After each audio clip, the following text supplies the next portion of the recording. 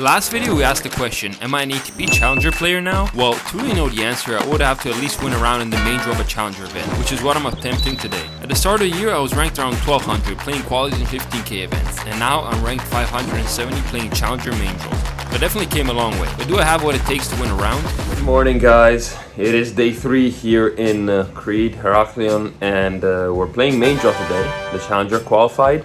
We're playing number 3 seed Matteo Martino, French player who I think is ranked around 270. He played Australian Open and French Open in qualifying this year, so definitely a strong player, but nothing we're not used to anymore. You know, you've seen by now, like I've played not lots, but like quite a few players that played Grand Slam qualifying, some who played main draw as well. So kind of know what to expect. Obviously, we'll have to see how his game is precisely, but I know that the pace and everything is not going to be too much for me. I should be able to hang in there, and yeah, let's go and have breakfast now. I'm playing on a different court today, so one of the faster courts, which I have mixed feelings about because it is the court I would naturally prefer and hopefully still do, but I did get used to the super slow center court now, playing twice in a row there, so hopefully I can get reused to a normal speed court just as quick. So I'm playing 4th match on today from 10, so I guess around 4 p.m. Planning just a little bit of gym right now, then on-court warm-up, lunch, a bunch of waiting, and then hopefully I'll be on court sooner than later. Eyes in the sky, gazing far into the night. I raise my hand to the fire, but it's no use, 'cause you can't stop it from shining through. It's true, baby, let the light shine through. If you believe it's true, baby, won't you let the light shine through for you, for you, for you, for you, for you, for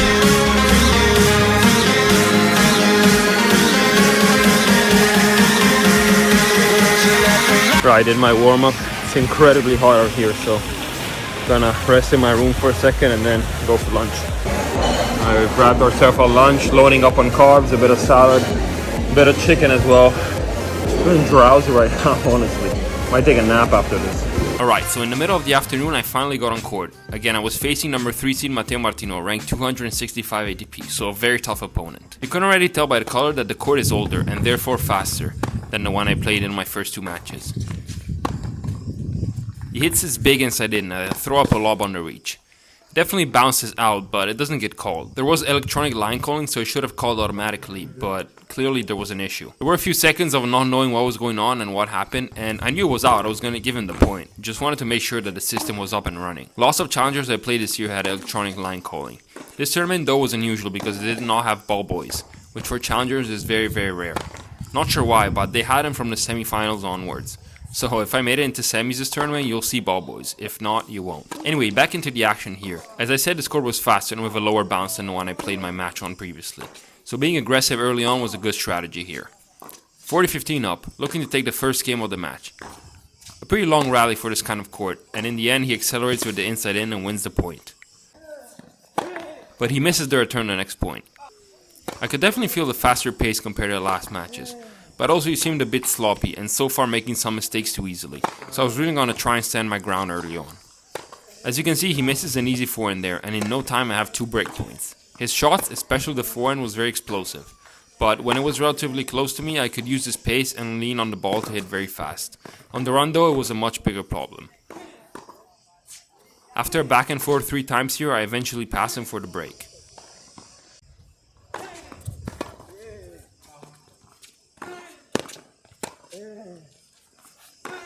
Trying to move him here, and hit my forehand nice and loose, and he's slicing quite a bit to take away rhythm from me, and gaining some time.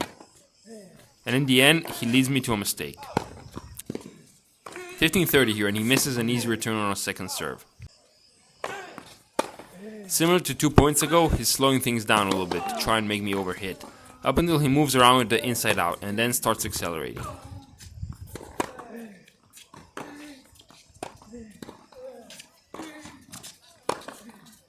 Miss an easy volley, and now a chance to break back. Well, well, well. I need to start over then, and I'm up love 15 this game. I go down the line with this forehand, earning maybe a chance to flip this point. I end up missing in the end though. I'm back up 15-30 now, with a chance to look for a break again. We get to this rally on the backhand side, until he leaves this one short. I miss his slice. This down the line catches him off guard and I earn a break point. I thought surely the return was gonna land out, but it comes down last second and so I'm on. An easy miss and I'm up a break again. He was playing very big and alternating good points with errors, so on my side I had to concede as few unforced as possible. An ace here to take me to 40 love. You know, the vibe I was getting is that he didn't really want to be on court, and sometimes that's difficult to play against when on paper your opponent is better than you. Because you start thinking too much on when is he gonna miss, oh I just have to make balls, and it's difficult to take all that noise out. So now there were really two modes I would get in. I knew he would hit very big, so if I started down in the point, I just had to be physical and not miss. But if I had a chance, then I had to be aggressive to big target and start moving him. Not going for too much because it was unnecessary. He would miss often without an incredible shot by me.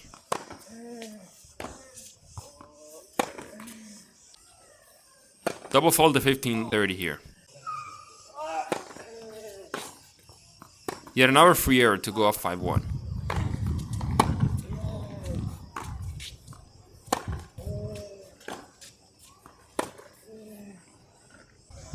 (30-15) the next game, and a missed return to earn set point. The first one goes, but on the second one the rally is on.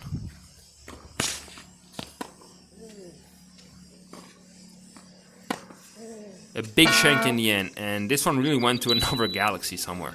Edu's a good serve, gets up in the point though. The approach is kinda weak, but he misses the pass in the net. Third set point.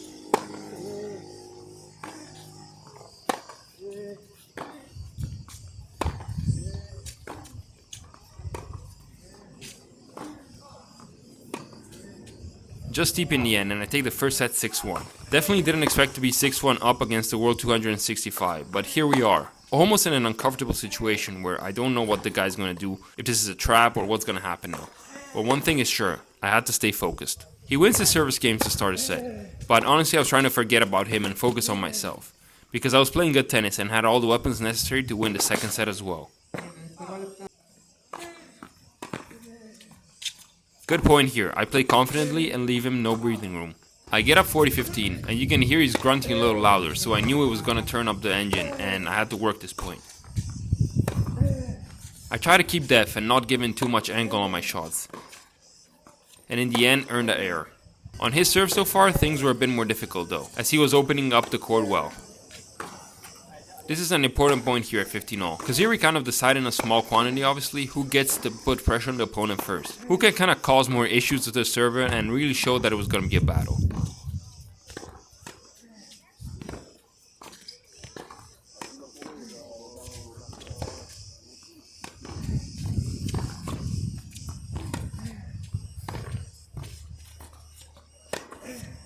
In the end I missed the backhand line by an inch. At 30-15 he double faults again though.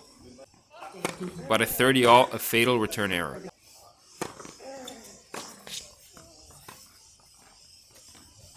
Again wide here on a fairly comfortable reach, not too good. Still on serve though, so not worried.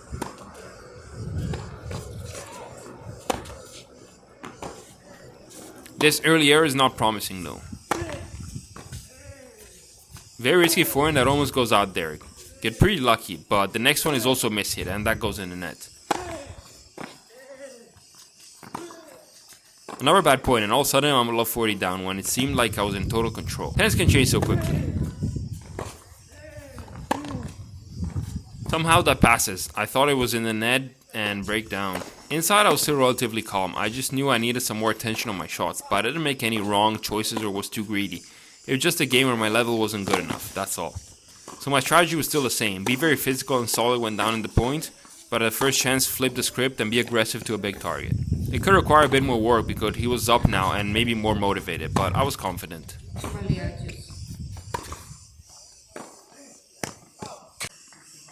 Love 30 now, and my return is a bit short for a player like that, but I knew the opponent wasn't over. A great passing shot here, puts me love 40.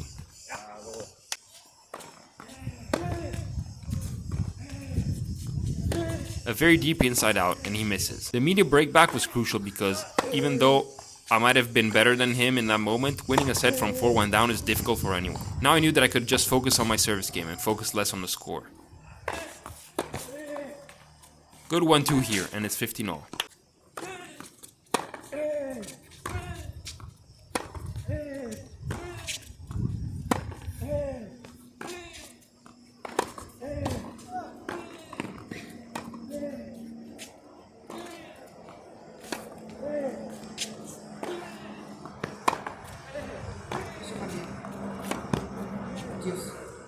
Incredibly long and tough rally here. He throws up this lob, which hopefully was gonna go out, but of course it doesn't. So I have to play this heavy ball. And at the 20th ball of the rally, I missed it down the line. 15-30, big point.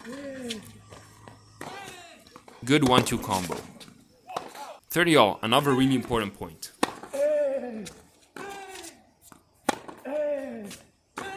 Def does the job there as he misses. Huge serve tee and crucial game taken home. Now let's see if he would bring it up or he was still gonna concede some free errors here and there that I was definitely gonna take advantage of.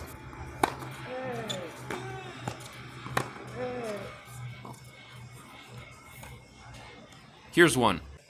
Lot 30, and I was gonna be relentlessly aggressive here from the start. Let's see if he could clap back under pressure. Pass is wide. He responds with an ace.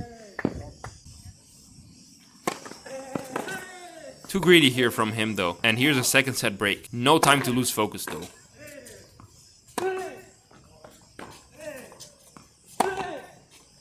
Big inside in here, and now just waiting for that lob to come down so I can end the point.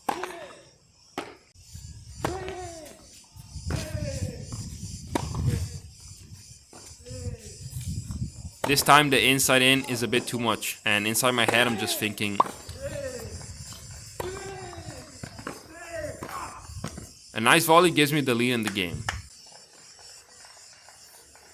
Second serve, and right after you can see I'm not looking for a crazy angle winner, but just big hits to big targets. On hard courts it's okay to hit through the middle. Pros do it all the time in a neutral rally. It helps to set you up, and sometimes you have to be patient and can't pull the trigger too early.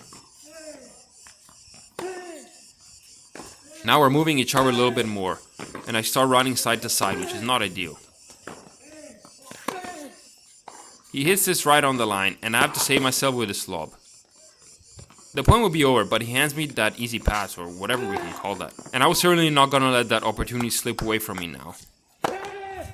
30-30, and I'm looking to go through with him with the forehand, over and over again, and eventually I get a shorter ball, which is the definitive one. Now 1 game away from victory.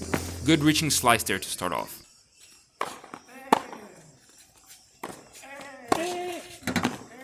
Another great point on the defense to go up below 30. And this time a mistake, so match point. The winner down the line, and that's a match. My first ever Challenger main draw win and my second or third best ATP win of my career. Obviously quite unique match, but nonetheless great performance by myself and really happy to be in the second round here. I mean, addressing the elephant in the room, surely he did not want to be there on court today. At least the first set and the second half of the second set, but on my behalf, I mean, I did everything I should have. I played well. Second set I started risking a bit more because he wasn't just missing out of the blue on his own. And my inside in forehands went in, and my risks, paid off. So that's also, I think, good on my side. All right, got another good win. It's sunset around 7:30 p.m. A lot of you guys watching probably eat around this time, but I'm about to take a little dip in the pool and then go to dinner a bit later. I think when things go well, it's also good to stop for a second and just, enjoy your surroundings, enjoy where you're at, be grateful. So that's what I'm about to do right now. Thank you so much for watching. It would be wonderful if you could share this video and subscribe. Slowly we're growing on YouTube as well, and we'd love to build a bigger community of tennis fans. Make sure you don't miss next week's video, 7 days from now.